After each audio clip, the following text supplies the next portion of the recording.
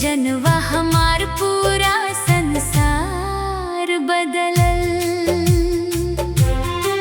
जब से देखनी तोहरा के नींद उड़ी रात भर, तोहरे बिना ना लागे मनवा, हर पल लागे डरे।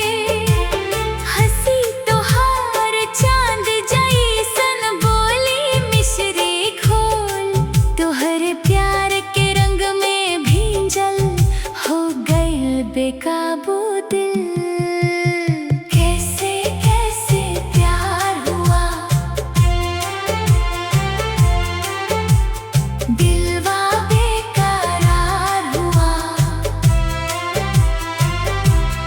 तोहरे नैनन के जादू से हमके इकरार हुआ।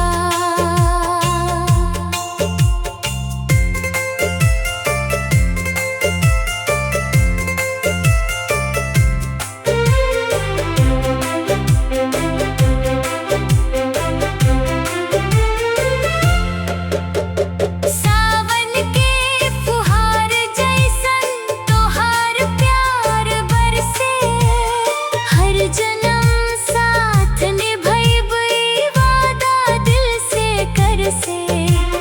हाथ में हाथ धरी सपनवा सजाई, संगे संगे जिंदगी के राहिया बिताई।